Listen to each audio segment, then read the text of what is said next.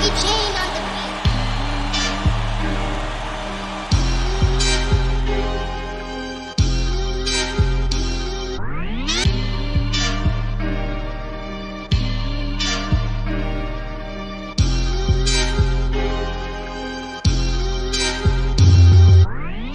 You're listening to the Bear Down Chicago podcast with Logan Bradley, Ryan Dangle, Patrick Sheldon, Brendan Shagrew, and Jack Wright.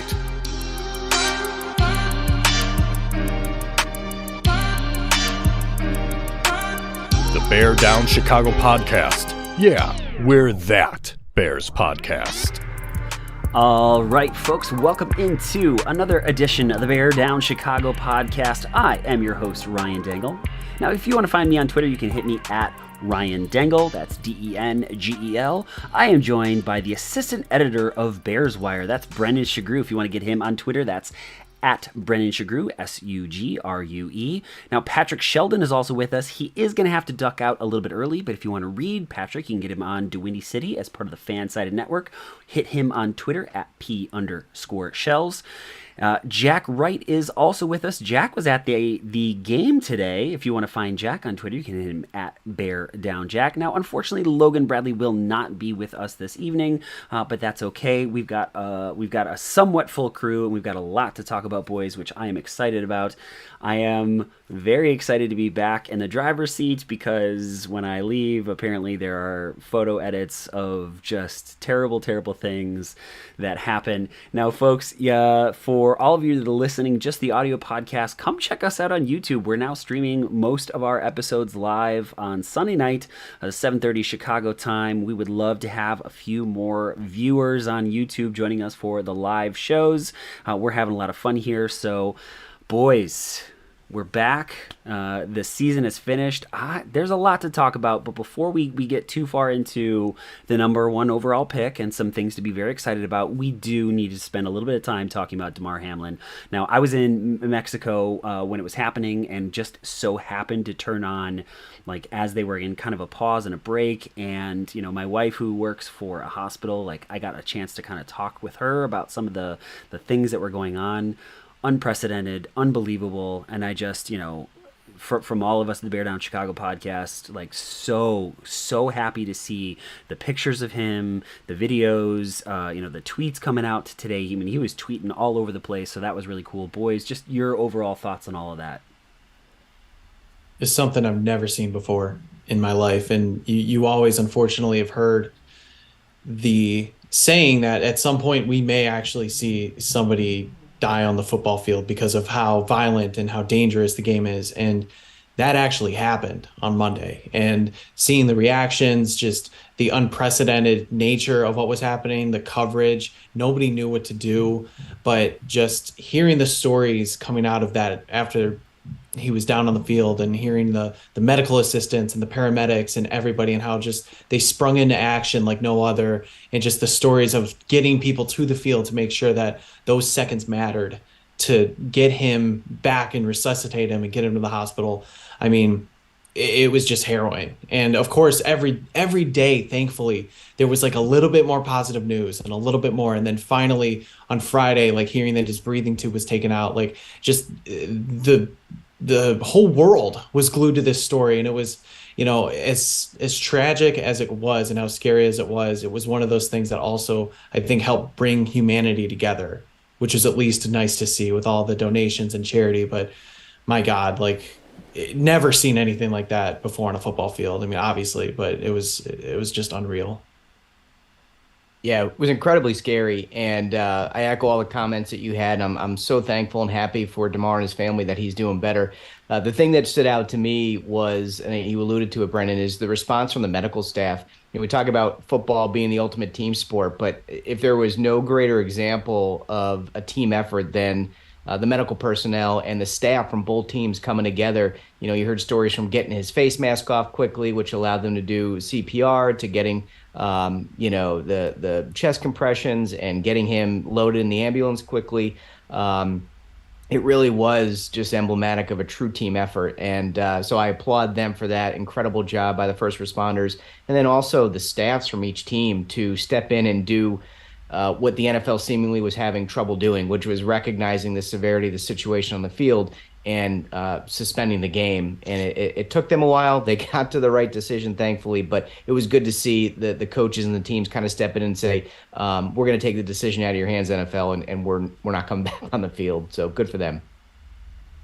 I think we may have talked about it recently. Just as the further I think I get away from my long ago playing days, the more I realize how violent the sport is. All of a sudden I notice how much, how many hits a running back takes. For instance, I played some running back in high school and a little bit in college, and I think at that time you thirst for the contact, right? You want to deliver contact, and there's no denying it's a violent game, and there's sort of this Roman Colosseum, element to it that it's impossible to deny that these guys are putting themselves in grave danger, obviously. And so it was really a strange, mixed feeling of, boy, I love this game, but I never want to see somebody in that position ever again, on a field or anywhere for that matter. I think we have done a lot to talk about the human element of the game throughout, all of our time podcasting together. And it is definitely one of those moments like you have to step back and say, this is a game. It's just a game. It doesn't matter. We get heated. We get so into it. The human element is more important than anything else. And you're just so thankful for that. All right, boys, let's do this. Let's chat about the Chicago Bears. Before we get into Brendan's breakdown, which a single tear is going to fall down my cheek because this is it. This is the last Brendan's breakdown until next season. Oh, it hurts my heart a little bit to say that, though. I am a little bit relieved that this season is over, if I'm totally honest with you. Boys, just anything that kind of stood out to you about this game. Let's go. Jack, Shells, Brendan, and I will finish it up. Mainly that it's still fun to go to a game. I feel fortunate to have been able to go with my son Jack today, and as we were walking in, I was like, the Bears they're pretty awful, but we share a common love of football, the specifics, the minutia. We're still going to go watch professional football players play professional football, and that's awesome. It's always a great crowd there, although I will say I would put it at maybe 80-20 Bears to purple Vikings. There was a lot of Vikings fans there. It's just a fun game. It's certainly unfortunate to finish 3-14, but we're lucky that Brendan is 17-0 on the breakdowns. So we've got that to look forward to. Jack, I'm sorry. I don't have 17-0. I think I'm 15-2. Really? I missed two of them. Oh yeah, you had buys on those weeks, so you're 15. Oh, okay. You're good. All right. You're fine. Okay. In our hearts, hearts, you were for sure. Okay, boys. I sorry, just really quick. I'm interrupting the flow already, Shells. Before you go, Jalen Short, who's with us live, and I just want to nod to any of those people that are watching with us live. Still feel as if the NFL doesn't take these kinds of injuries serious enough, and I definitely think there are a lot of people out there. Some of the comments that we saw on Twitter, people like just play the game, like. What are you talking about? Shells, sorry about that. Please hop back into us. This Bears game. Yeah, so I didn't see it. I had reserve duty this weekend, and so I didn't get to see the game, but a couple takeaways. Best of both worlds, like perfect scenario, I think, for me as a Bears fan. Justin Fields developed, and despite what some beat reporters and others may think, I think the Bears have their franchise quarterback of the future, and he showed continued growth throughout the season, and they got the number 1 overall pick. So that to me is a pretty good outcome despite the record.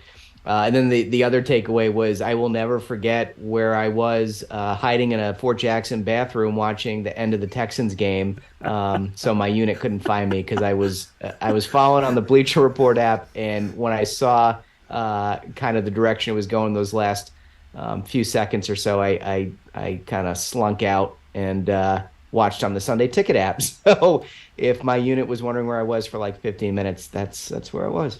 Shells, you were literally watching the toilet bowl on the toilet. That's incredible. I don't know if it counts as going AWOL, but yeah, I was in the toilet watching the toilet bowl. It's our tax dollars hard at work right there. 15 minutes. It was a 15-minute break, guys. Sure. 15. Oh man. All right. So my biggest thought was I've been very consistent on this show and with you guys and everywhere saying I don't root for losses. I'm not mad if the Bears lose, but I want them to win. Today was the first time I actually rooted for a loss. The first time in my life, I swear to God, and that was weird.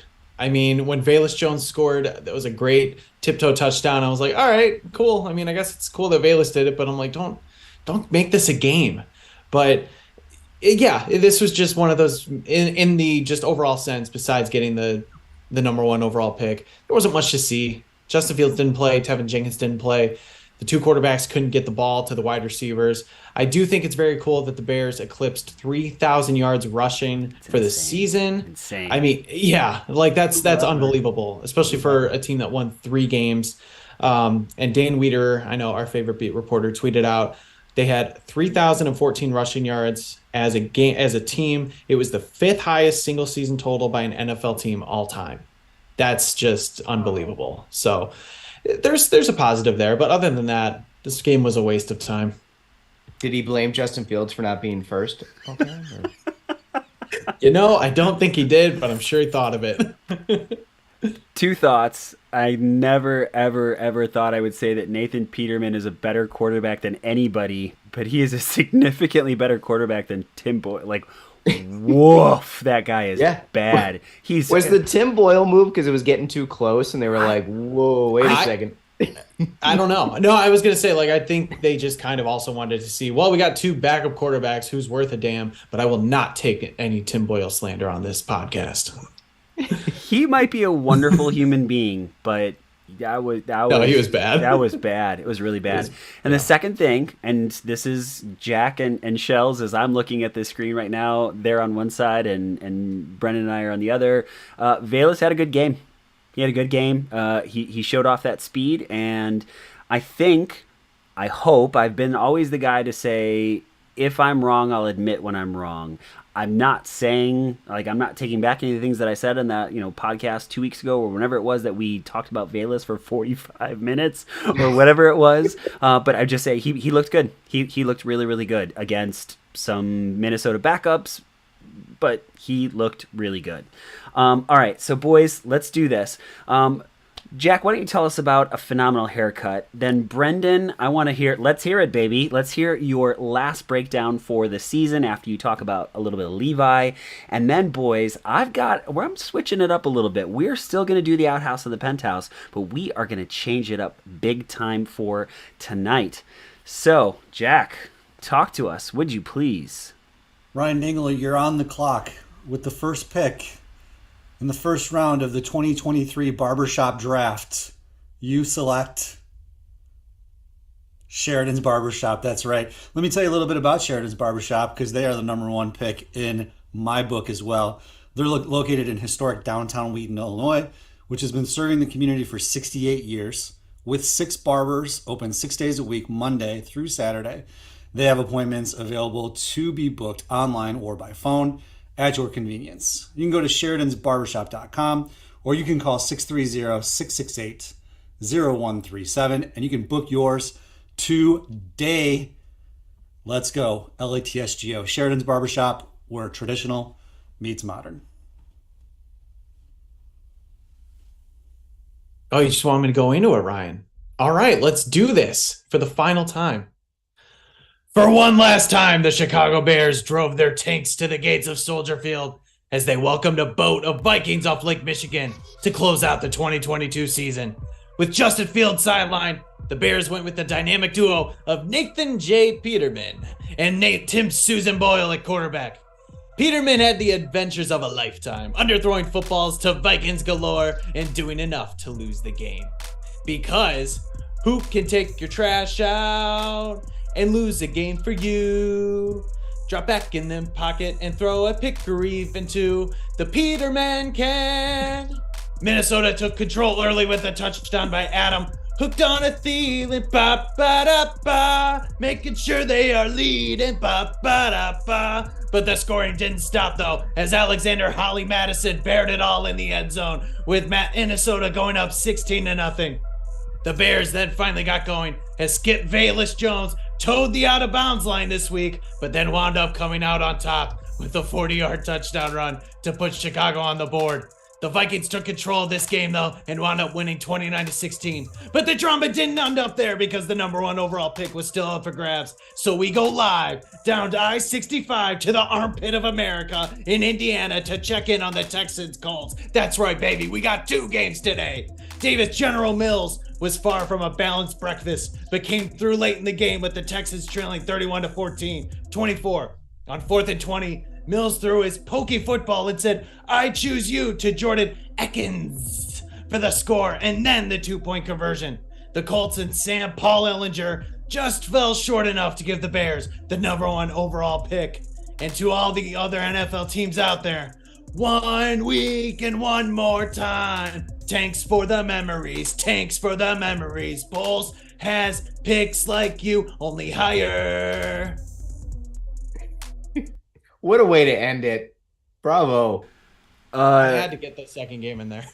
Just I-65, worst highway in America, armpit of America. Well said. I fully endorse that. Before you talk about Art by Levi, I do have to say Beats by Blackie Chan, our good dude. Beats by Blackie Chan. He's got Brendan's breakdown. He's got our intro music, our outro music. Love him. He's on Instagram. He is on Twitter. Beats by Blackie Chan. Check him out if you could, folks. Yes, please do. And as always, fortunately for the final time, but we are always going to support our guy, Levi. If you want something truly unique for yourself or someone else, visit the Fan Art by Levi shop on Etsy. It features over 100 different original pieces of spray paint art. Each painting is original, it's signed, and it's one of a kind. I've got one. I've showed it off here before. The shop features sports teams, superheroes, Star Wars, Pokemon, like I referenced in the breakdown in case you couldn't understand what that was, and more. You can find amazing and affordable art at the Fan Art by Levi, that's all one word, Levi, shop on Etsy. All right, so boys, we are going to go directly, we're skipping around here, we're going directly to the outhouse and the penthouse. Now, the outhouse and the penthouse is brought to you by our guy, Jeff Cadwallader. Now, folks, interest rates are up. Prices are up. Does that mean that real estate is dead? It's not. But if you have questions, you got to reach out to our guy, Jeff Cadwallader, with @Properties Christie's International. He's got your answers. Jeff's 15 years of experience have been featured in Chicago Magazine and even Forbes, because of his commitment to his clients. To connect with Jeff, visit GenevaJeff.com today. Now, if you do talk to Geneva Jeff, our guy Jeff Cadwallader, please let him know that the guys at the Bear Down Chicago podcast say hello, because we would appreciate it, and we know that Jeff sure would appreciate it as well. So now, boys, here's how we're going to do this. We're going to change this up a little bit different than usual. We're going to go to the outhouse and the penthouse, but we have to do it specifically for the head coach and the GM, right? So what we're going to do is first we're going to go Ryan Poles, and we're gonna go outhouse Ryan Poles. We'll go penthouse Ryan Poles. We'll go head coach, right? So we'll go Eberflus, outhouse, and we'll go Eberflus, penthouse. You guys understand? Looking for something that they've done really well, something that they've not done really well. So we're shaking it up, changing it up for this one. What we're going to do, boys, we're going to stick with the exact same order for every single time. Now, Jack, you were at the game, so you know what? Because of that, we're going to have you go first. Patrick Sheldon, you're going to go second. Brendan, you go third, and I will finish it up. So we are going to go outhouse Ryan Poles. Let's hear it, boys. Okay, so I think if I'm understanding the assignment correctly, he missed on most of the free agents that he selected. We've talked about it, I think, previously. There was a lot of chip in a chair moments when it came to free agency. He stumbled right out of the gate with a big name player and a physical that didn't work out so well. And from that point on, whether it be Byron Pringle or Harry, or having to sign like 2 offensive linemen a couple of weeks before training camp starts, that's not a very good look. And those guys got quite a bit of playing time when they weren't hurt. So I would just say in general, and that's probably now you guys are going to have to dig a little bit because that's probably the most glaring, I think. But I think free agency was definitely in the outhouse for for our guy Ryan Poles. Underestimating Justin Fields. I think it's become clearer to me that Ryan Poles made the moves he made because he was not 100% sure about Justin Fields. And I didn't think that at the beginning of the season. I truly thought he was resetting and doing what he thought was putting some kind of team around Justin Fields that he could still succeed, but not kind of blow the bank in his first year. As the season's gone on, I'm starting to think that maybe it was a little bit more of him wanting to really see what Justin Fields was and maybe not being 100% sold on him. And it worked out that they got the first overall pick, but thankfully Justin Fields got through all 17 games without serious injury. So I'm going to put his underestimation, is that a word? Underestimation of Justin Fields in the outhouse. Mine is the Chase Claypool trade, unfortunately. And I think I'm not sure about all of us, but I remember seeing the news of the trade and hearing that initially the Bears sent the Ravens' second-round pick to get him. And I was like, oh my God, that's amazing. That's a really good deal. I'm really happy that that's what it took. And then like 5 minutes later, we heard that it was the Bears' second-round pick. And I immediately was like, oh, that's an overpay. We didn't realize how much of an overpay it would actually be because, of course, the Bears ended up losing their next, I think it was like 9 games because he came in right after the Dallas game. And I'm not saying that like the move to get him was a bad move by any means because the Bears still needed wide receiver help. I do think Chase Claypool can be a good player, but when that pick, especially considering the circumstances of one team losing a first-round pick, that becomes the 32nd overall pick. That's a huge miss. And I think just not having that and then seeing that Claypool didn't really develop with Justin Fields as much, part of that's due to injury, part of that's due to just kind of the offense being run. But it at least for this year and the back half of the season, that was a bad trade with what they had to give up. So I understood it, but at the same time, I got to pan him for it because of the circumstances that happened after. I'm going to say it's not doing enough on the offensive line, and it's kind of a twofold, not really being aggressive enough in free agency when there was still some cap space to protect your quarterback, and letting James Daniel walk for absolutely nothing. Now, he might not be the best offensive lineman that the Bears have ever had, but he's significantly better than some of the Bears offensive linemen that they've got right now, and I would have liked to see him in the mix in some way. I still just don't get that one. All right, boys, we're going to loop back around. We're going to go to the penthouse now for Ryan Poles. Same order, please. The rebuild. I mean, I was sitting there thinking about it today, and I thought, well, we could be a mid-range team, with a bunch of journeymen like we've talked about, and maybe like looking at a wild card or something. Yeah, 3 wins on the season sucks, but we're, Poles went full out committed to a rebuild. We've never seen it. We've never seen it in our lifetime. And I think I give him credit for it. Now, obviously, we want to see it come to fruition, but I feel like he handled it right with the coaching staff. I think he handled it right with the media. I think he did the best he could with the last draft. But I'm just happy to see it get torn down. And, of course, like all Bears fans, very hopeful that it gets built back up appropriately. But I'd rather have this and be 3-14 than our regular year after year mid-range BS. Great call, Jack. That's what I was going to say. Having a plan and committing to it, which is something Ryan Pace never did, I think has been his signature move this year. But you stole it on me, so I'm going to have to pick something else. And so I'll say his draft. I know some folks are down about the draft, but I think, Brisker's a player, right? I think Kyle Gordon has improved exponentially from week 1 and gets better each week, considering how much they've put on him this year. And we've talked about that at length this season. Braxton Jones, I get it. He's been a bit of a turnstile at times, but remember, he's a first-round pick, and he's got, I think, a lot of upside, and I think he's got a lot of commitment to working hard, and we'll see what he does this offseason, but I don't want to judge that pick right out of the gate. I still think he can be a pretty good offensive lineman. If not the left tackle, then maybe they could slide him over to the right side. But I'm not out on Braxton Jones. I think he's going to be pretty solid.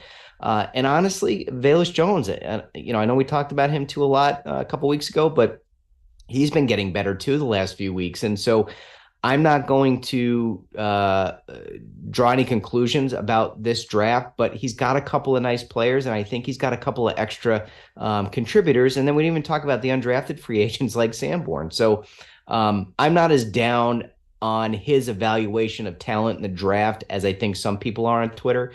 So I'll put that in the penthouse for Ryan Poles this year. Both of you guys took my top two, so well done. I had rebuild and then trading back in the draft. So my big move for him is the trade deadline deals to sell, with Robert Quinn getting a 4th and Roquan Smith getting a 2nd and a 5th, particularly Roquan. And I know that was a hard decision, and I know it maybe doesn't look great because Roquan has played better, and he's still a great player. But the reality is, Roquan put Poles in a really tough position by publicly outing his negotiations, by basically putting his demands out there and putting Poles in a corner where it was really tough for him to either pay $20 million for an off-ball linebacker who was still learning a new position and wasn't exactly excelling at it, or sell him when his value is still pretty high and get something in return before he inevitably leaves in free agency or is disgruntled when the franchise tag is put on him. So the fact they were able to, at least kind of going back to the rebuild, they picked a lane, they were able to get something of value for him. I commend him for that. And then of Robert Quinn, oh my God. I really was scared when they held on to him at the beginning of the season, thinking his value was gone, because who's going to replicate an 18.5 sack season? But they were able to get something out of him for the Eagles, and he's done jack for them. Not Jack Wright, but just, Jack, you know what? Hey, Jack. Whoa, hey now. Yeah. Something you want to tell us? Maybe a massive upgrade for them. Right. But I'll just say, in terms of selling off pieces at the trade deadline, I'm really happy with what he did and continued in that rebuild lane. I'm going to just say, setting this team up for next season, I don't consider the first round pick, like the first overall pick. That's not what I'm talking about necessarily here. I don't think that was anywhere in his plan in any way, shape, or form. But what I do mean is clearing up the books, having all that cap space, having draft picks, all of it kind of coming together. He has set this team up where, he's got to have a lot of hits. It's, there's a lot, but he has a lot of resources in which to do so. All right, now boys, we're going to do the exact same thing. We're going to go out to the outhouse with Matt Eberflus and his staff, and then we will come back around and go to the penthouse for Matt Eberflus and his staff. So, same exact order, so let's go out to the outhouse with Matt Eberflus and his staff. Let's see. I think I'll go Williams in the outhouse first half and Getsy in the outhouse second half. I don't know as if there's much more to say. Williams, aside from those second half adjustments, which were really good, I think, Ryan, you really were all over it, seemed to just scheme really poorly and not have much of an answer for a lot of the teams in the first half. And then I know we're in the outhouse, but then all of a sudden in the second half, we're, stepping toe-to-toe with Philly and the Bills. So, and then I think, I'm not going to go into a lot of detail on Getsy either, just because I think we have rehashed that a ton. He gets credit, I think, for pivoting on Fields and the way in which Fields was featured as a runner. But other than that, I think he's been on the struggle bus quite a bit. This is a tough one for me because it turned out well, but his handling of the Tevin Jenkins situation, and I say it's tough for me because I don't know all the details. I don't know all the facts. He may have been 100% in the right for how he handled the situation, but at times it seemed like, and I mentioned this like at the beginning, it felt like maybe Flus is a bit of a doghouse guy. And what I mean by that is if one of the players does something to get in his doghouse, it may take a little bit more than usual to get out of the doghouse. And that's kind of what it felt like with Tevin Jenkins. He did something to get on his bad side, and he needed to do a lot to get back in his good graces. And fortunately, it worked out. Tevin Jenkins responded well and got back in there. But I wasn't a huge fan of how he handled that situation. But I would like to hear some more details. Hopefully that comes out this offseason. I'm going to put Matt Eberflus in his use of timeouts in the outhouse. I think his clock management skills need a ton of work. And I think specifically the Green Bay game in the first half jumps out at me, where I believe they let the clock run down and then just failed to use a timeout to try and build any momentum when there was still a chance that at least, hey, they can play spoiler or something. That was still early in December.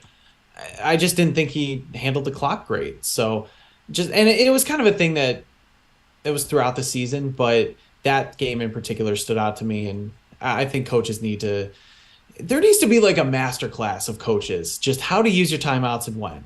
We've seen it all throughout the league. This isn't just particular or specific to Eberflus, but for this, I'm going to say just how he uses his timeouts. I don't think he uses them effectively. This might make Jack a little bit angry, but finishing. I mean, I know that they were in not every single game, but they were in most of the games this season, but they never seem to find a way to finish and win. And I think there's something to that. Now, I know I'm on the, maybe midway through the season, I got to I want them to lose. I want them to tank. I want them to get a better draft pick. But at the same time, one of those, the Green Bay games, there were a couple other ones where we weren't in full tank mode yet. I wanted to see them find a way to win, and they didn't. I understand they don't have the talent. We've been through all of these things all season long, but I feel like this coaching staff plays a little too conservative, and I get the feeling that might be something that when we are trying to get to the playoffs might come back to bite us in the butt. Hopefully I'm wrong about that one. Boys, Penthouse, Matt Eberflus and his staff. I think it's a Herculean job to keep the nasty out of a 3-14 season. I mean, I don't know. We didn't hear shit coming out of the locker room. Nothing toxic, nothing divisive, no one throwing anyone under the bus ever, all year long. I mean, that to me, to keep the locker room and that team really playing, I would say, all the way up until maybe the last two games, I'm highly impressed. We threaded about it a little bit in our chat, and I just, from the discipline to the fundamentals to, taking penalties down, I just feel like if you take the win-loss factor out of it, I think there's a lot to like about the way Flus has handled this team so far. So I apologize, guys. I got to jump after this, but I half-heartedly wanted to say not being Nathaniel Hackett was in the penthouse for Flus, but I'm not going to go there. And instead, I'm gonna talk about their adjustments as a staff. Whether it was after that kind of mini bye, changing the offense completely, or how they adjusted sort of on the fly to losing so many offensive linemen week after week and continuing to march forward with their run game, where they eclipsed 3,000 yards rushing, or it was working off of a full bye and making adjustments and having their team prepared that in a way that Matt Nagy never did, or coming out of the half and looking as if they watched the first half and said, we're going to do things differently because the first half wasn't working. I know it's completely earth-shattering that a coaching staff may look at a first half, identify what went wrong, and then do the opposite in the second half. But again, we never saw that under Matt Nagy's tenure. And so I think the adjustments that they made, whether it was within the game or week to week, or completely revamping the offense to match Justin Fields' skill set, I think was probably one of the best things that I saw out of this staff. So kudos to them, and that's going to be in their penthouse. And with that, I will see you all next week. See you, Shells. Bye, Sheldon. Hope you find her dad. All right, I got two, but one of them's really stupid, so I'm just going to go with the one that makes more sense. I'm going to go way back to July and August, and I think Jack will probably agree. The way that Matt Eberflus got his team ready to go in training camp, I was thoroughly impressed. I had been to a few practices, and I had seen what Matt Nagy had done, I think I saw what John Fox did, but definitely what Matt Nagy had done previously, and it was night and day.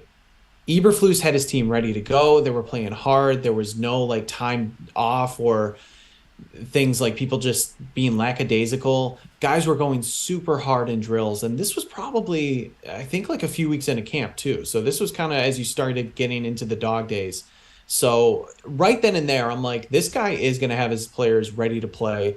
We weren't sure how talented they were going to be, but at the very least, we could see that effort was going to happen, and we were going to see that throughout the season, and we did. So just seeing that right away from the jump in August, I think was really important, and I like that how the way that he got his team ready to go.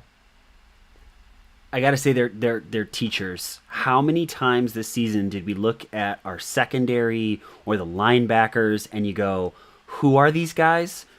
They haven't been on the team for, what, 2 weeks? And number 27, Brendan, help me out. I already forgot his name. Greg Stroman Jr. Dude got a pick, right? And then number 30, also Harrison Hand, I believe. Thank you. Got a fumble. Like, those dudes played, and I think that's something that I wish Sheldon was still here, because I want to give him credit. He pounded the table that they're good teachers, and they are. You have to give it to them that they've taken guys that are 4th, 5th, 6th, 7th stringers, which that doesn't even exist, but they're taking guys off the street and they're making them competent football players, and so I got to give it to them. All right, boys, we've got some true false lined up. We've got some from our viewers. I've also got some written out for you. So this one makes me so happy. TJ Brooks. TJ Brooks is with us live. TJ, hi, buddy. How are you?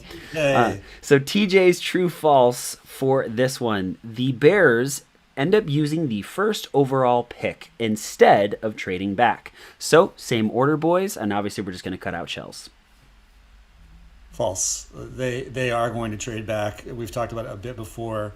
The fact that there are quite a few teams that are going to be potentially thirsty for a quarterback, and hopefully make some type of a Ryan Pace, just epic fall maybe. Although I think probably the 2 quarterbacks up at the top are going to be better. But hey, we thought all 4 of the ones that were in the conversation in Justin Fields' draft class were going to be good, but then Wilson not so good, and so anyway. But I do think that Poles will continue with his theme of leveraging and accumulating picks, and he will trade back. I'll say false too, although I don't think it's a slam dunk that everybody thinks it is, because I go back to like 2017, for example. That was a pretty decent quarterback class being hyped up. You had Trubisky, you had Watson, you had Mahomes, and say what you want about Trubisky and Watson now, I get it. But those 3 in particular, everyone said, well, there's a chance that they could go in the top 3. And it wasn't automatic that the Browns were picking Myles Garrett. But like you said, Jack, Ryan Poles has shown what he likes to do. He wants to accumulate talent. He is going to be looking to trade that pick down. And when you have teams like the Colts at number 4, I know the Raiders are up there. The Lions even potentially might want a quarterback. The Raiders, the Seahawks, you name it. I think I said Commanders. Maybe the Commanders. I don't know. You don't know which team is going to get really quarterback happy feet and want to move up. Hell, maybe the Texans even move up because they're afraid of somebody jumping up. And we now get the opposite of what Ryan Pace and the Bears did to get up from number 3 to number 2 in 2017. So it is false, but like I said, I don't know if it's a guarantee just because Ryan Poles may fall in love with somebody like Will Anderson, Jalen Carter, or maybe a surprise. Jack, this is why I wanted the first overall pick. This is why I wanted the Bears to lose the last couple of games, because you can trade out of the first pick and still end up with a top 5 pick and a haul and a half for it. So I hope that this one is true or I'm sorry, false. How did I read this? Whatever, it doesn't matter. You know what I'm trying to say, boys, is that I hope that they trade out of this position and just get stupid picks, stupid, acquisitions for it. Just get some good stuff for Justin Fields and the crew. All right, boys. True or false? Justin Fields will be QB1 for the Chicago Bears in 2023 and 2024. True. I think that there's been a lot of chatter this week about him being unfinished, and per usual, the things have just run amok when it comes to social media and fan reaction and I just think my sense of this is that in the building, there is direct discussions with Justin Fields, and that those direct discussions are, we're going to build around you. We feel strongly about you. I just can't imagine another type of situation taking place in terms of arm strength. The best, most talented quarterback that has ever played the position in my lifetime. Where are you going to go?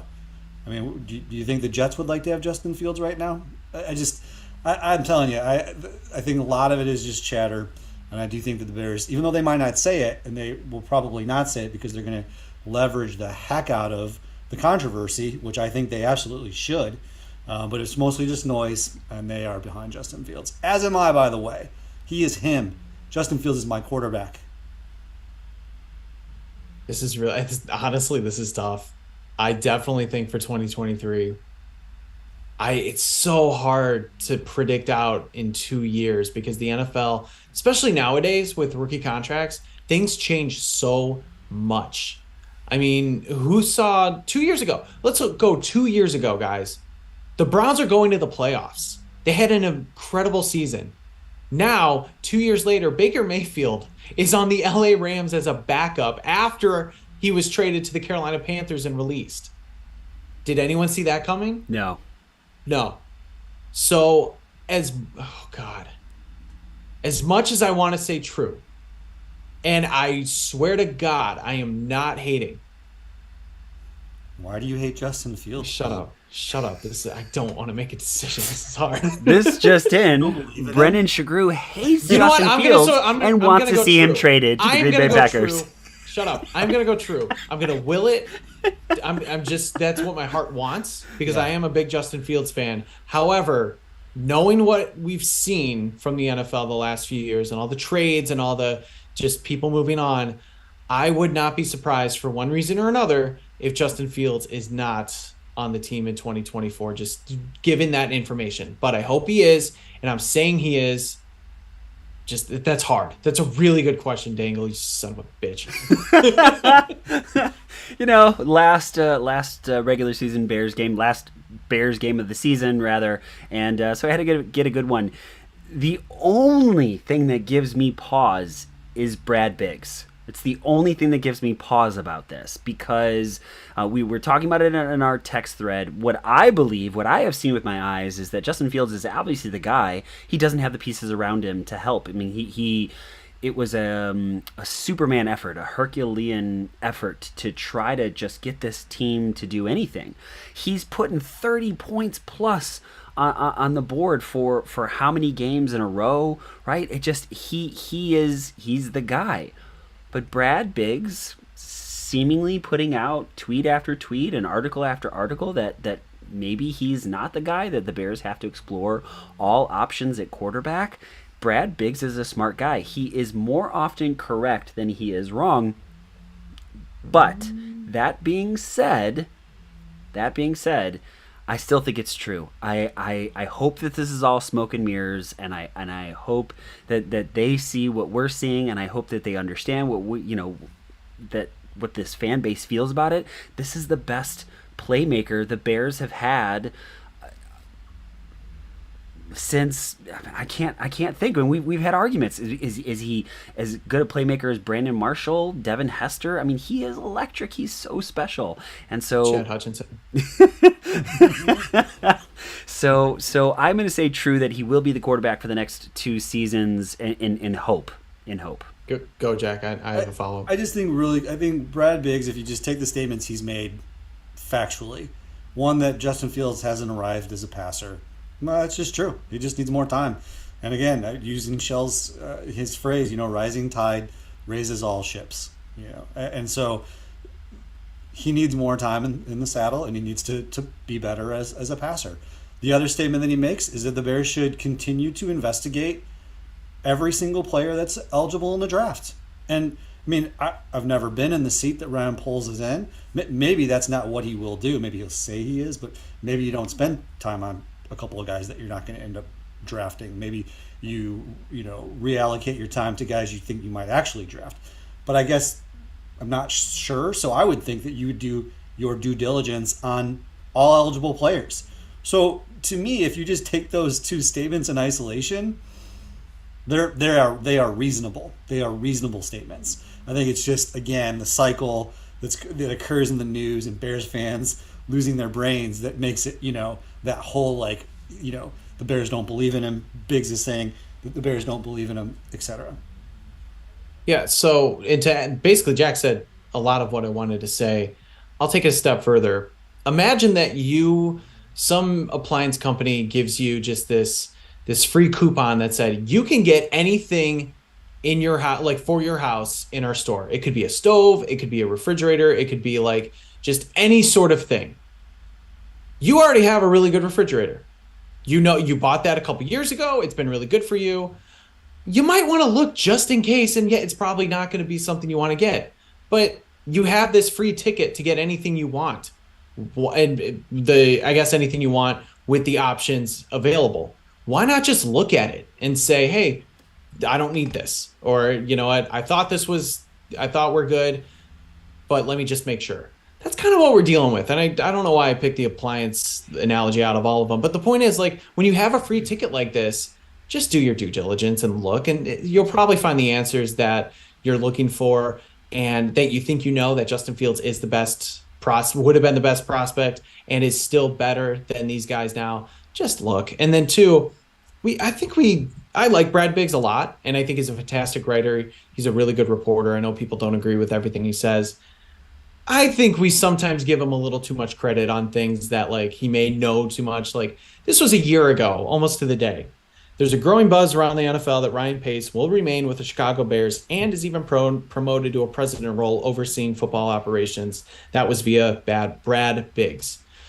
Didn't happen. So... Well, hold on. First thing first, I will say this is I said that he is more often correct than he is incorrect. I never said that he's perfect. He has a great track record. Every single person who talks about the football, who talks about any sport, right, you're going to have bad takes. He had a bad take for sure, and no excuses there. But again, I think he tends to be right more often than he is wrong. And the second thing is, why do you hate Justin Fields? He's a refrigerator now? Like, seriously, dude, where did this hate come from? Like, why are you dogging on our guy so much? Listen, Justin Fields, like this refrigerator, has dual capabilities. He can keep your stuff cold and he can freeze it. That's the rushing and passing dual threat. You can't find a better appliance than someone like that, sir.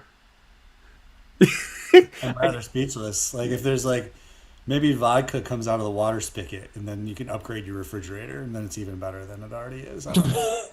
And your refrigerator runs faster than anything ever. Yeah, that's true. Damn it, I should have said that. Yeah, should have. Yeah, it's always running something. I don't know. There's another joke in there that we're really missing for I'll sure. tweet it out later. Okay, for sure. All right, boys, these next two are really, really tough, and I wish Sheldon was here for these next two. But here we go. True or false? You are all in on this coaching staff moving into next season. Okay, so I'm going to take the true side, and I'm also going to come at my best friend and my boy Ryan Dangle. We went back and forth a little bit on our chat, our thread. Listen, I am all on them. We've talked about it before. I've listened to their press conferences during the week. I've listened to them after the games. You said it earlier, Ryan. They are teachers. They don't do word salad. They talk about relationships with players. They talk about improvement. They stay the course. They have a singleness of purpose, just like Vince Lombardi suggested. It's not fair to compare them to the New York Giants. I wanted Dable. You wanted Dable. I get it.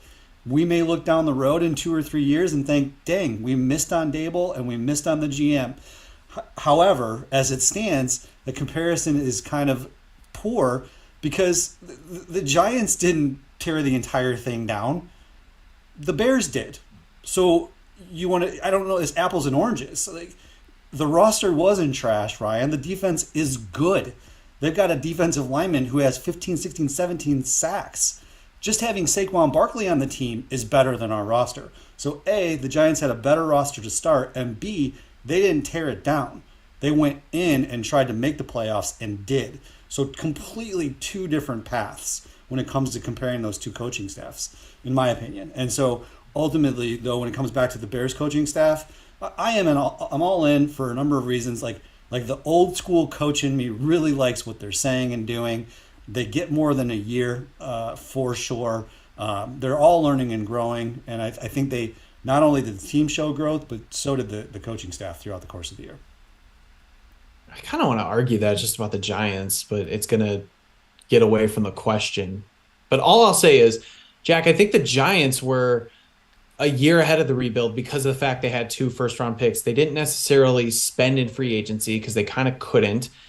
Daniel Jones was on the outs, and now he's a 3,000-yard passer with a lot of rushing yards. He's one of three quarterbacks to do so, I believe, in NFL history. He's actually turned into a decent professional. I don't know. The roster isn't that much better, if at all. I know you're talking about. How can it not be better when we got rid of Quinn, we got rid of Roquan, we got rid of. Well, but that's what I'm saying about. We Okay, have that's Justin what, Fields. We have Justin Fields.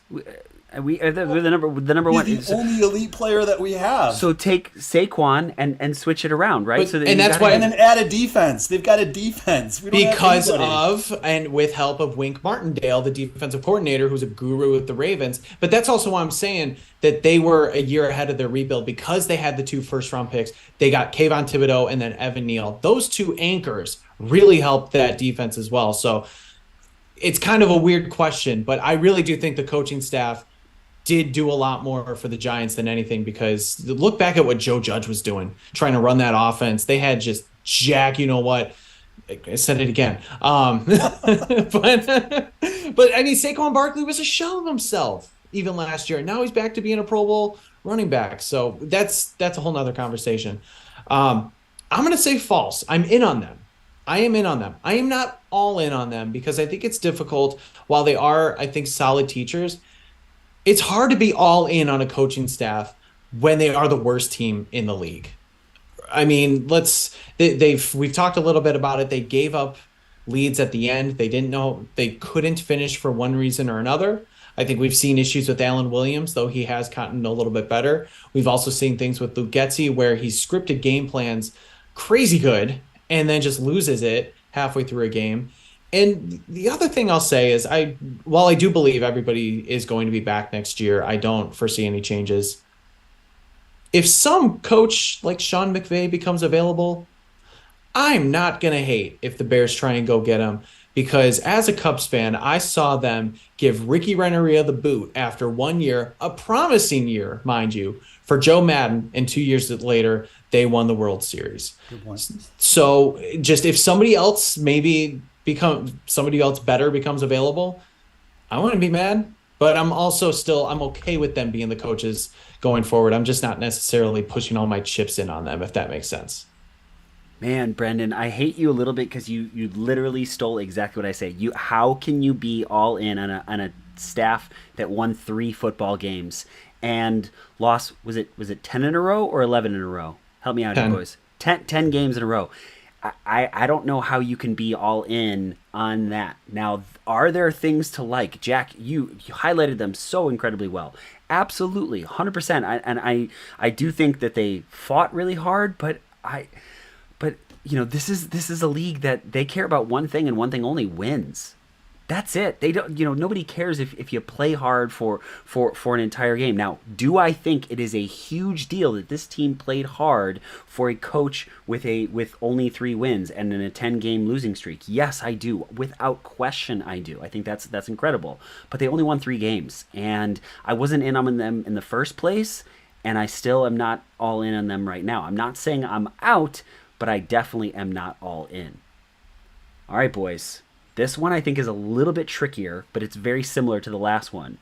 You, true or false, you are all in on Ryan Poles moving forward.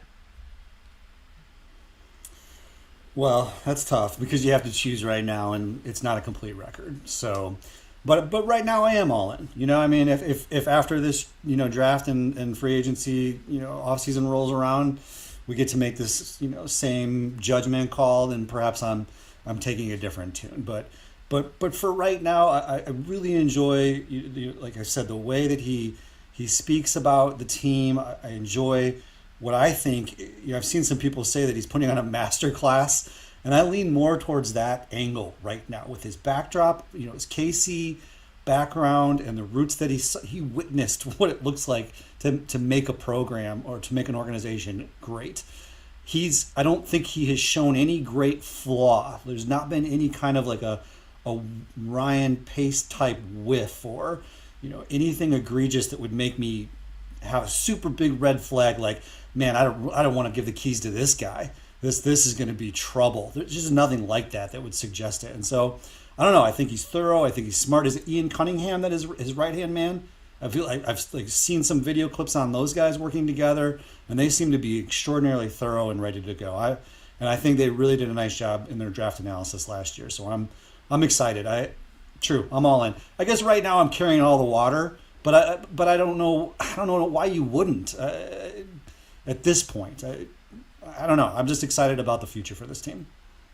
No, I am too, Jack. I really am. Like, even if I'm, coming off as like a little negative, I'm just more just skeptical because of just how short and how things have, especially in recent years, changed with this league. But I will say that I am all in on Ryan Poles, true, because he hasn't given me a reason yet not to be, because we've talked about it. He picked a lane last year with doing the rebuild and just saying, I'm getting rid of these bad contracts. I'm getting rid of these admittedly talented but aging players, and I'm picking a lane so we have enough cap space next year to do what we want. Now we have a draft pick that literally we can do what we want. We control the draft as the Bears. Now comes the hard part where he actually has to build up the foundation that he set. But why not be all in? Because we haven't seen it yet, and it's okay. Like, that's kind of the point. We're getting to the point now where he has to deliver and he has to get there. But why would I just, like poker, why would I remove or fold my hand before the cards even come out? Like, that's kind of where we're at right now. Last year's free agency was just sort of hey, let's get through this season and let's see what flaws this team has and where this team is good at, and then address it from there. So we're about to get there. There's no reason not to fold when we're at this position.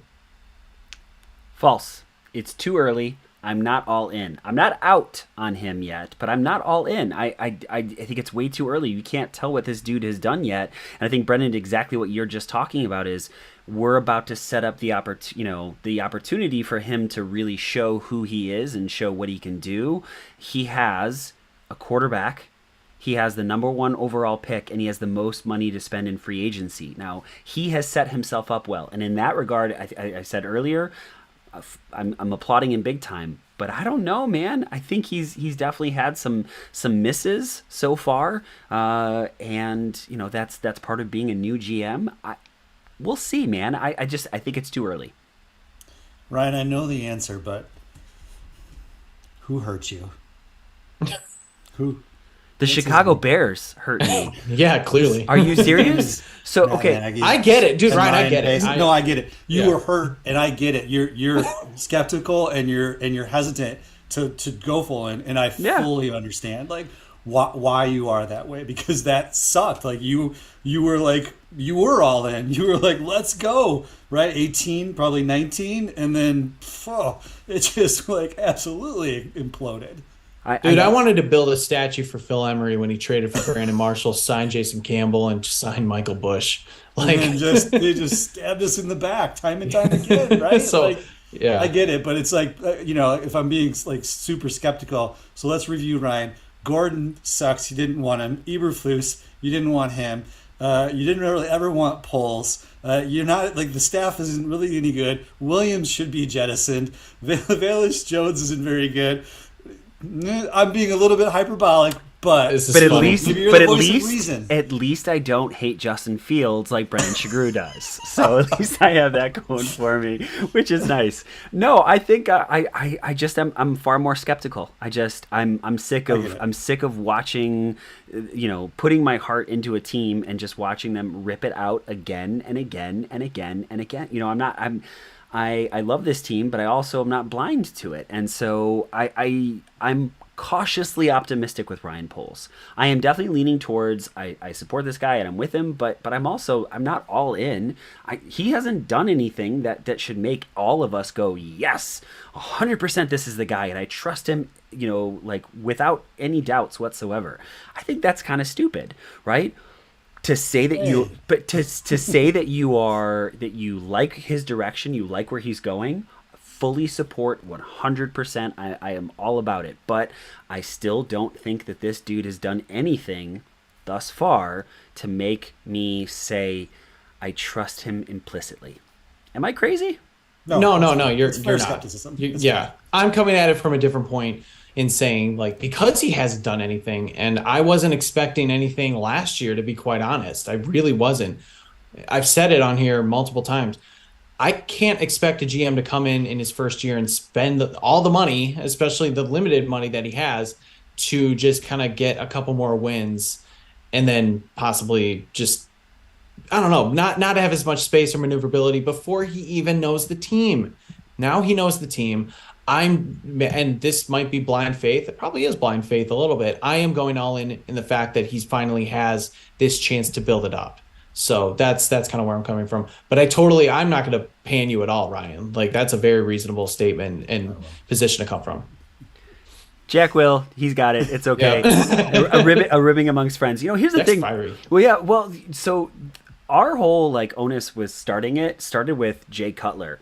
We would argue. I mean, sometimes to the point where I don't think it was friendly anymore. It was like we were like, we're not going to start a fist fight, but we got into some serious heated arguments because we worked together. And so in the office, we'd be you're an idiot, defending or going after Jay Cutler. And I think for a while, Jack, you and I have been too much on the same page, and so it's time that we start fighting again. And I like this. I forget who is on the Cutler side of hating him versus loving him. I liked Jay Cutler, the quarterback. I liked Jay Cutler, the quarterback. Okay, not necessarily the human being, but I definitely liked Jay Cutler, the quarterback. Okay, got it.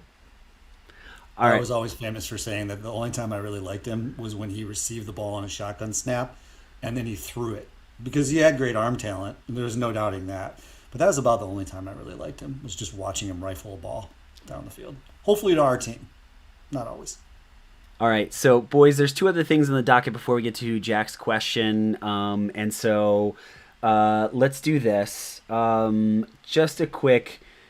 Lot of people in preseason said that the Chicago Bears were going to be the worst team in football, and we're going to be vying for the number 1 overall pick. And I think most of us said that was nonsense.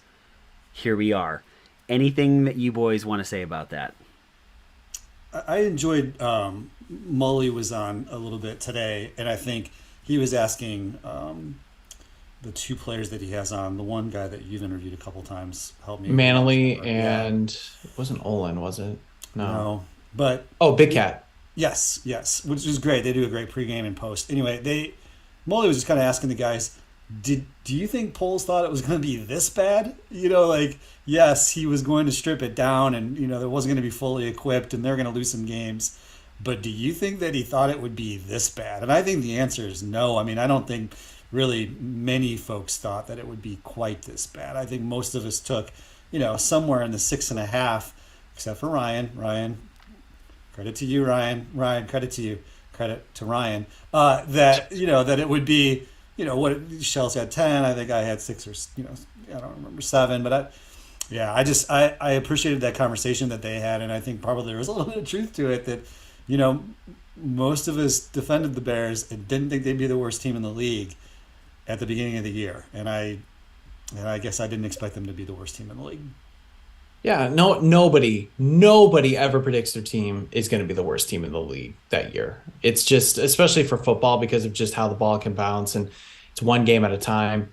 I do remember, and shout out, and I'm not picking on him at all because I love the dude. Shout out to Ant at Bears Cork on the Irish Bears show. So, no, seriously, Ryan and I were both having a debate with him, and I think the question was, are the Bears closer to a playoff team or a top 5 pick in the draft team? And Ryan and I were saying probably top 5 pick in the draft, although we aren't sure how close they're going to get there. But they're much further away than they are a playoff team. And we were getting an argument, like, just because of the roster and the coaching staff from last year. Like, well, if they won 6 games with Matt Nagy and how terrible he is, surely they have to win at least that much, if not a couple more. And it's like, well, that's not really how it works, because everything changes the next year. And look, we thought the Seattle Seahawks were going to be the worst team in the league after that preseason game, and we need to stop taking so much credit or so much stock in preseason. Yeah, same here. Like, after watching that game, it just seemed like the Bears at least were going to be a competitive team, and to an extent they were. It didn't show up in the win-loss record, and I'll even go a step further. The first 3 weeks of the season, they were 2-1.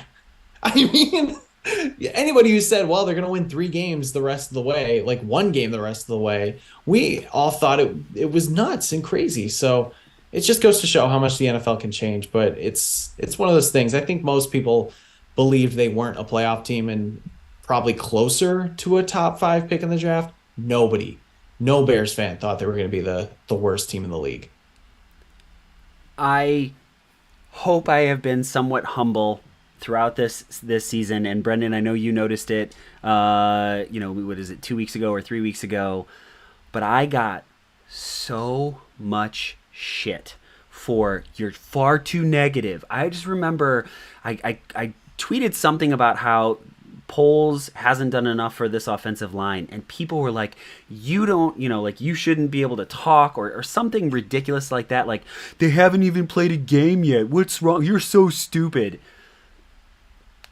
No, I am not. Drinking some tea today? I'm not pulling receipts, but I am pulling receipts. No. A little bit, because you know what? Like, I also said that this team wasn't going to be very good, and so many people said you're far too negative, you're being stupid, you don't know what you're talking about. Like, I didn't play football at the level that Jack played football. I didn't coach it at the level that Jack did, right? And Jack, I'm not coming after you, right? I didn't play it at a professional level, but I have watched a lot of football, and I don't think I'm the stupidest person on the face of the planet. I'm definitely not the smartest, but I'm not the stupidest, right? And when I saw this team going into it, I knew that we weren't going to be very good. And I said that, and I just the vitriol that came after me and some of those other people, like, I think Bears fans owe a bit of an apology to some of those national media member people that they just went after relentlessly at the beginning of the season. That's how I feel about things. Am I crazy, boys?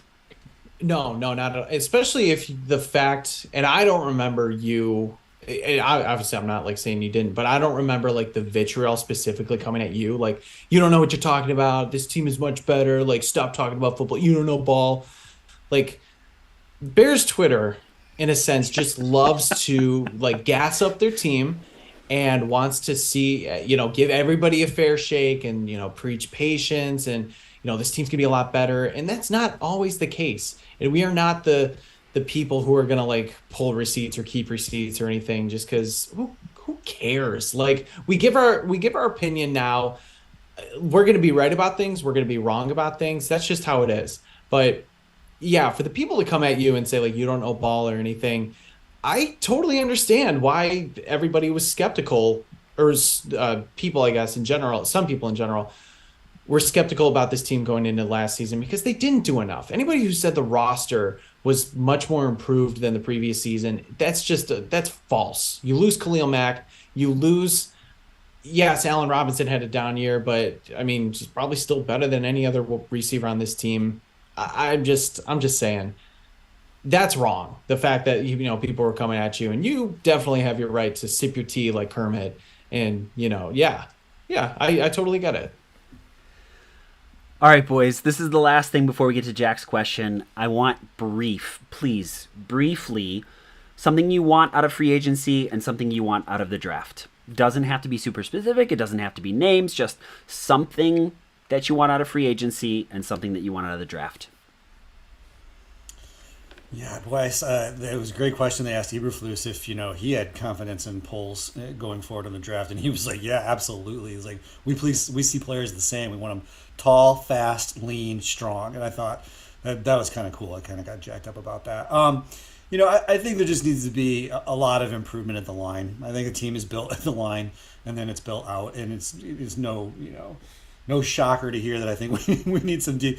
They're just getting gap controlled again today and gashed at times by the Vikings. So I think I have made my priorities, in terms of both the draft and the free agency, somewhere along the lines of like D line, O line. I'm going to put wide receiver over to the side because I just am not sure where that's going to go. Maybe the linebackers then after that, but So yeah, and the really tough thing for me is I don't see a path right now to what I think would be an elite number one receiver. Jack and I were talking about it today because it would be nice to match up an elite number one with Mooney and Claypool. I'm not totally sold on Brendan's argument about Claypool yet. I'd like to see him get some more time, and then maybe Velas working in there too. That would be kind of a nice little solution, I think, in the short term. I just don't see that path yet to that number one receiver. Before I get into my statement quick, would a guy like DeAndre Hopkins or Michael Thomas, somebody who's aging, if there was a trade that could be made for like a mid-round pick or a day 2 pick, would that kind of suffice that need, Jack? I guess I would prefer not to go in that direction. I feel like I have a sense that Poles is waiting for the perfect apple to pluck when it comes to that receiver position, either to try to make it happen somewhere in the not Jamar Chase but in the realm of a Jamar Chase type talent that we can get through the draft, and or if we can steal somebody that is maybe disgruntled or is asking out of a contract, maybe maybe Adams, only because he's 30 and he doesn't seem to be slowing down. You could sign him to a 3-year deal. I would not be mad about that. I don't think he'll want to come to Chicago, though, to be honest with you. Yeah, trade is probably unlikely too, just with the money that the Raiders have to eat. I'm going to keep it simple. I want the Bears to be active, and I'm sure they will, but I want them to be active with the amount of money that they have. I want them to be active and involved on every single conversation, every possible signing, because they have the most money to offer. They have the top draft pick. Be involved on all those trade discussions. The Bears have a lot to offer with this. So as long as they're not, one, they're actually have a seat at the table for everything, and two, they're not left at the altar because somebody else undercut them on something. Just, it felt like last year there was a lot of sitting around and waiting for, the lesser free agents to come around, which we've talked about. I understand. Just be active early and often, because there's a lot of possibilities that this team can do this offseason to improve, and trades, free agency, draft picks, you name it. I want to see at least 1 or 2 players on this team next year that other fan bases go, damn, I wish I had him. You've got the money to do it. Yes, you're going to have to overpay. You always have to overpay in free agency, but I want a couple players that are name players, whether that be offensive line, whether that be linebackers. I don't care. Defensive linemen, whatever. There needs to be a couple splash plays. And then from there, however else you want to handle it, but I want some names on this team so that I'm not asking Brendan at some point, hey, who's this dude? Who's that dude, right? That's what I would like. All right, Jack, what do you got for us this week? All right, so sometimes you guys are good at nudging me in the right direction. So if I'm off on this question at all, just let me know. But I think it could be a good one. And I actually stole it from my my Knox College thread. My good friend Tom Wilcoxon threw this out there. So if it were Jets, Giants, Bears, Hard Knocks 2023, who do you think it might be? If the Bears were selected for Hard Knocks, how would you feel about that, Ryan, and then Brendan? I would love it, because I would love to see the insides of this organization, how it works. I know it usually doesn't work out well for the playoffs. Obviously, we're seeing that the Lions are playing to knock Green Bay out of it as opposed to getting into the playoffs. Not saying that's the end-all, be-all, but usually it doesn't work out super-duper well. But I'd love to see it. I think it would be really cool insight. But yeah, I think I don't think it would work well for us going to the postseason. Well, I'll take one name off the list because the Giants are going to the postseason, so they're ineligible. But I will also say the Bears. I mean, who doesn't want to get a better inside look at their favorite team? Hard Knocks is great. I mean, I enjoy it. And I think part of the reason that they may not go to the playoffs isn't necessarily because a team was, or a camera crew was following them around training camp for a couple weeks. I think it's because most of the teams are usually bad teams that don't make the playoffs but have kept their head coach. So the Lions improved drastically this season from where they were last year. They had the number 2 overall pick, and now they were on the doorstep of making the postseason this year. Who doesn't want to see it? I would absolutely love to just get a better inside look and not have something, because I know the Bears do something similar with 1920, but that's controlled by the Bears. Like, I want to see what HBO actually puts out. I think that would be really fun. Justin Fields seems to be a magnet for, local and national media. So I think if there was a draw, if you're just thinking about it from, a holistic type of media PR perspective, I think, JF would be the ticket, and I think I agree with you guys. I would like to see, I think that like guys like Flus and the staff, I don't think they have anything to hide when it comes to the way that they're planning and preparing and practicing. And so I think that it would be nice to get an inside look at that for sure. I guess I would worry a little bit about the ancillaries and like maybe some of the positive, negative, because they're going to clip it together. Like as I was talking to the Roar of the Lions guys, they obviously choose what they want to put in, right? And they want to choose what they put in so that they get more watches. So that part of it, like having that control in HBO's hand, would concern me a little bit. Boys, this was a fun episode, even though we only finished up with 3 of us. Now, we talked about this as a podcast crew that normally this is when we give individual shout-outs to our friends, our interactions, and some just people that we enjoy, or, some personal news or something along those lines. But for this one, we are changing it up. Damar Hamlin, number 3, our shout-outs are going to him, going out to his family and the medical staff for just doing something just incredible. CPR on the field, right? That dude's heart stopped on the field, and he's alive to tell the tale, and we're just so moved by it. So that is going to be our lone shout out for this week. Now, folks, I just have a couple quick things to say, which is thank you so much for this season. Thank you so much for hanging out with Brendan Shagrew, Jack Wright, Patrick Sheldon, Logan Bradley, and myself. We have appreciated it so much. We got a lot of podcasting coming your way, right? A lot of fun stuff to talk about throughout this stuff, but we just want to say thank you so very much for all of you that make this absolutely possible. So, folks, for Brendan Shagrew, Jack Wright, Logan Bradley, Patrick Sheldon, man, we're so thankful for all of you. Thank you so very much for listening. For all of you out there, thank you. Have a wonderful, wonderful off season, I guess. Bear down, everybody.